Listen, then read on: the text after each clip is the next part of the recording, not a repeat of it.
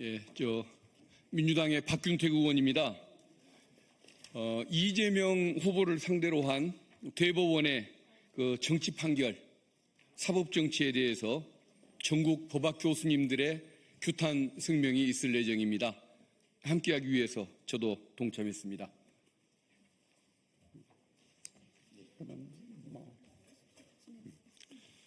자, 여러분들 안녕하십니까? 오늘 전국 로스쿨과 법과대학의 법학 교수님들이 이번에 조희대 대법원의 이재명 허위사실 공표죄에 대한 유죄 취지 파기 환송 판결에 대해서 말하자면 규탄을 하는 성명을 연명을 계속해서 이제 받아왔습니다. 그래서 이제 오늘 12시부로 119명이 이제 참여해 주셨고, 그 이후로 한 분 또 더 추가돼서 120명 정도가 지금 참여하셨는데, 원래 지금 법과대학 교수님들이 대법원을 대놓고 비판하는 것은 쉽지 않은 일입니다. 그럼에도 불구하고 120명 정도가 항의하는 그 연명에 이제 참여를 해 주셨는데, 오늘 이것을 발표하는 기자회견을 오늘 갖고자 합니다. 우리 김은경 교수님께서 또 간단하게 또 말씀을 해 주시겠습니다. 네.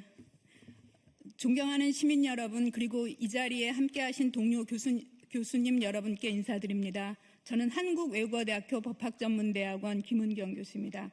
오늘 저희는 법의 이름으로 민주주의를 훼손하고 헌법의 근간을 흔드는 대법원의 위헌적 판결에 맞서서 침묵하지 않기 위해 비장한 마음으로 이 자리에 섰습니다.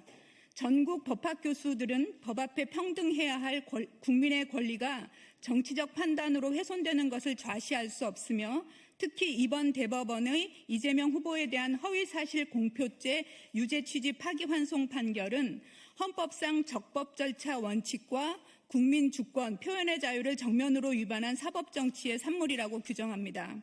이 판결은 전례 없는 속도로 진행된 절차적 정당성을 결여한 것이며, 유죄 여부가 법리에 따라서가 아닌 정치적 고려에 따라 판단되었음을 강하게 의심되게 하는 사건이었습니다. 특히 대선을 불과 한 달 앞두고 유력 후보의 피선거권을 박탈하는 시도는 사법권의 정치 개입이자 민주주의에 대한 심각한 도전입니다. 저희는 이를 사법내란이라고 칭합니다. 이 자리를 빌려 전국 법학교수 일동은 분노를 금치 못함을 표하고 조희대 대법원장의 즉각 사퇴를 촉구하고 헌법 제84조의 입법 목적과 취지를 고려하여 대선 후보와 관련된 모든 재판은 대선 이후로 유예하여야 하고, 무너진 사법부에 대한 신뢰 회복을 위한 전면적인 사법개혁의 착수를 강력하게 촉구합니다. 민주주의는 스스로 무너지지 않습니다. 침묵과 방관이 독재를 부르듯 우리의 침묵은 이 퇴행적 사법 쿠데타를 허락하는 일이 될 것입니다. 우리는 법과 정의를 가르치는 학자이자 시민으로서 오늘 이 자리에서 그 책임을 다할 것을 강조합니다. 이러한 취지를 담아 한양대학교 법학전문대학원 방승주 교수를 시작으로 하는 시국선언문을 낭독하겠습니다. 감사합니다. 네, 감사합니다. 기자님들께 보내드린 그 보도 자료를 여러분들께서 이제 참고해 주시면 감사하겠고, 우리 교수님들께서 시국선언문을 천천히 읽어 내려가는 것으로 오늘 기자회견을 가름할까 합니다. 대법원의 위헌적인 허위사실 공표죄 유죄 취지 파기환송 판결을 규탄한다. 대법원장 조희대는 사법부의 명백한 정치 개입의 책임을 지고 즉각 사퇴하라. 2025년 5월 1일 조희대 대법원장의 대법원은 민주당 대선 후보로 선출된 이재명의 공직선거법상 허위사실 공표죄에 대하여 피고인을 무죄로 선고한 원심 판결을 유죄 취지로 파기하고 사건을 서울고법으로 환송하는 이례적 판결을 선고하였다. 이는 항소심 판결에 대한 상고심이 접수된 지 36일 대법원장 직권으로 상고심 재판을 전원 합의체로 회부한 지 9일 만에 판결 선고로서 윤석열 파면 선고에 따라 확정된 조기 대선일을 불과 30여일을 앞두고 이루어진 초고속 급발진성 전원합의체 판결 선고이다. 그리고 조희대 대법원장의 정치행위이자 대법원의 명백한 대선 개입이라고 보지 않을 수 없다.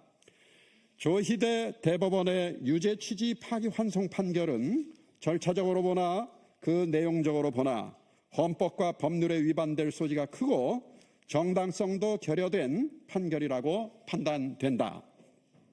그 이유를 말씀을 드리겠습니다. 우선 절차적인 문제입니다. 첫째, 공직선거법 위반죄에 대하여 1심 판결은 6개월, 항소심은 3개월, 상고심은 3개월 만에 판결하도록 되어 있음에도 불구하고 대법원의 상고심은 사건을 전원합의체에 회부한 후 불과 9일 만에 항소심을 파기환송하여 이제 제21대 조기 대선일이 30여일밖에 남지 않은 이 시점에서 대선판을 뒤흔드는 정치 개입성 유죄 취지의 판결을 선고하였다. 허위사실 공표죄의 성립 여부에 대하여 1심과 2심이 엇갈리는 판결을 선고하였음에도 대법원 전원합의체는 6만여 쪽 이상의 소송 기록을 제대로 살펴보지도 않고서 1심과 2심 둘 중에 어느 것 하나만 선택하면 된다고 하면서 졸속으로 심리한 후 조급하게 1심의 손을 들어주는 판결을 선고한 것으로 보인다. 이는 피고인이 과연 허위사실을 공표한 것으로 볼 수 있는지 여부에 대하여 대법관들이 제대로 심증을 얻을 수 있는 충분한 시간과 변론 절차를 가지지도 않은 채 어떠한 경우에도 이재명의 당선만은 막아야겠다라고 하는 결심하에 지나치게 신속한 재판에만 치중함으로써 공정한 재판이라고 하는 가치를 현저히 등한시한 것으로서 헌법 제12조 제1항의 적법 절차의 원칙을 위반하였다라고 하는 비판으로부터 자유로울 수 없다. 둘째, 대법원은 이번 판결에서 어떠한 사실이 공직선거법 제250조 제1항에서 금지된 허위사실 공표에 해당하는지 여부는 선거인들의 시각에서 판단하여야 한다고 하면서 마치 대법관들이 보는 시각이 모두 선거인들의 시각에서 허위사실 공표로 단정할 수 있는 것과 같은 착각하에 유죄 판결로 속단을 하였다.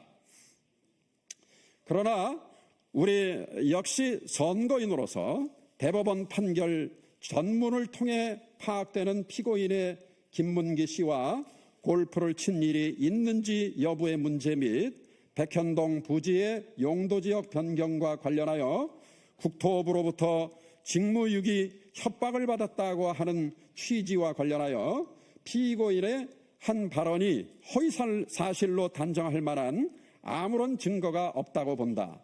우선 조작을 한 거지요 라고 하는 말의 목적어는 이흥구 대법관과 오경미 대법관의 반대 의견이 잘 지적하고 있듯이 국민의힘이 조작한 사진을 일컫는다라고 할 수 있기 때문에 이러한 해석 가능성을 배제할 만한 그 어떠한 증거도 없다.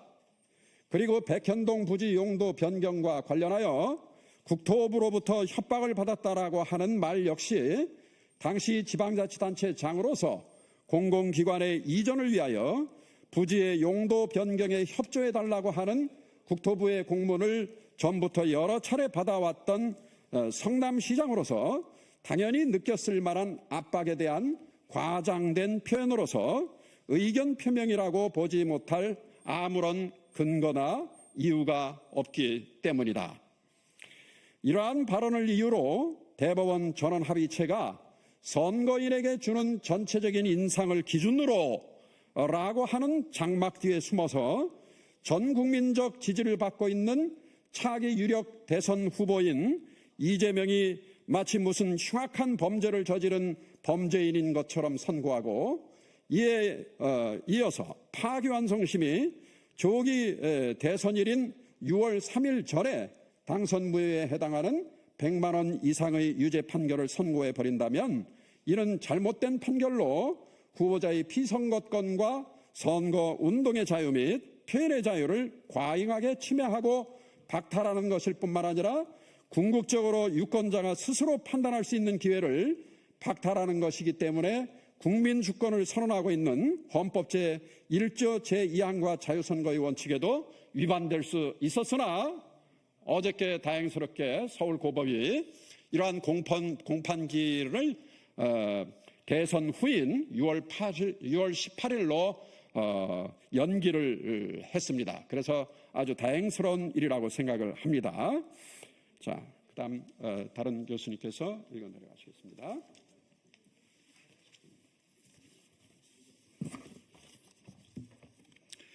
네, 한양대학교 송기민 교수입니다. 계속 성명서를 읽어 나가도록 하겠습니다. 우리 공직선거법은 사실상 선거운동규제법이라고 해도 과언이 아닐 만큼 선거 규제와 처벌의 강도가 지나치게 높고 광범위하다. 그 이유는 공정선거에만 치우친 나머지 선거의 자유를 지나치게 등한시하고 있기 때문이다. 이러한 상황에서 공직선거법을 해석하고 적용하는 법원은 공정선거도 중요하지만 후보자의 선거운동과 표현의 자유의 중요성을 등한시해서는 결코 안 된다. 후보자의 어떠한 표현이 다소 과장된 표현이 들어가 있어 일부 사실에 부합하지 않는 측면이 있다 하더라도 민주주의의 공론의 장에서 그러한 일부 사실에 부합하지 않는 부분은 유권자들의 독자적인 판단에 의해서 자율적으로 자연스럽게 교정되고 치유될 수 있다. 그럼에도 불구하고 공정선거라는 미명하에 무엇이 허위사실 공표인지를 법원이 모두 정의하고 그러한 정의에 맞지 않는 표현은 허위라고 단정하려 드는 것은 민주주의와 사상의 자유시장의 가치를 지나치게 경시하는 구시대적 발상이며 이는 대법원의 최근의 판결 태도와도 부합하지 않는 퇴행적인 태도라 아니할 수 없다. 더구나 이번 조기 대선이 무엇인가? 이는 윤석열의 위헌적인 12.3 비상계엄과 내란 행위로 인한 헌법재판소의 대통령직 파면 선고로 인하여 치루어지는 조기 대통령 선거가 아닌가? 그렇다면 마땅히 위헌적 비상계엄을 선포하고 셀프 쿠데타를 감행하여 자유민주적 기본질서를 위로부터 파괴하려 한 내란 세력이나 그 옹호자들은 결코 더 이상 재집권해서는 안 된다. 그럼에도 불구하고 조희대 대법원은 12.3 비상계엄에 대해서는 아무런 입장 표현이 없다가 조기 대선이 치루어지기 전 30일에 이뤄서야 비로소 이제 압도적인 국민적 지지를 받고 있는 야당의 유력 대선 후보의 피선거권을 박탈하고 사실상 내란 세력이 재집권할 수 있도록 발판을 마련해 줌으로써 명백히 대선에 개입하는 행위를 자행하였다. 이는 누가 보더라도 어떠한 정치적 세력이나 정당으로부터도 독립되어 불편부당하고 공정하게 판결해야 할 최고법원인 대법원이 오히려 대통령 선거에 적극적으로 개입하여 선거 결과를 사실상 좌우하는 결과를 야기하는 것이기 때문에 이는 사법부의 중립성과 독립성을 스스로 포기하는 매우 위헌적인 행위라 아니할 수 없다.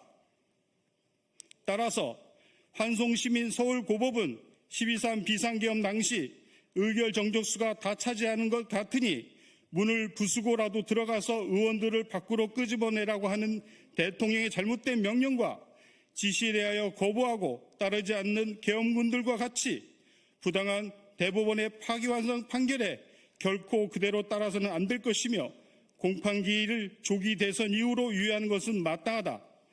만일 야당의 유력 후보인 이재명이 대통령으로 당선될 경우 내란 또는 외환의 죄를 범한 경우를 제외하고는 재직 중 형사소추를 받지 아니한다고 하는 헌법 84조가 대통령이 국가 원수와 행정부 수반으로서 원활하게 직무의 집행에 전념하기 위한 것이므로 이러한 입법 목적과 취지를 고려할 때 계속 중인 재판들은 대통령의 임기가 종료될 때까지 모두 중단된다고 보아야 한다. 이것은 다른 어떠한 후보의 경우도 마찬가지로 적용되어야 할 것이다. 이번 대법원의 사상 초유의 급발진적 성격의 파기환송심 판결의 선고가 있었던 지난 5월 1일 대통령 권한대행으로서 선거의 공정한 관리를 책임져야 할 마땅한 한덕수 국무총리가 오히려 돌연 총장직을 사퇴하더니 다음날 대선 후보 선언을 한 것이 과연 우연의 일치일까? 이제 대법원의 이와 같이 공정하지 못하고 위헌적인 판결을 방지하려면 헌법재판소법 제68조 1항 소정의 법원의 재판을 제외하고는 삭제하는 법 개정을 통하여 재판에 대한 헌법 소원을 도입하고 대법원 수의 대폭 증원과 문호 개방 등 대대적인 사법개혁에 본격적으로 착수할 때가 되었다고 본다. 이에 이번 대법원의 위헌적 파기환송 판결을 규탄하며 환송시민 고등법원의 공판기일의 무기한 유예와 사법부의 선거 개입 중지를 촉구하는 전국의 법학 교수들은 사법부의 다음과 같이 강력하게 촉구하는 바이다.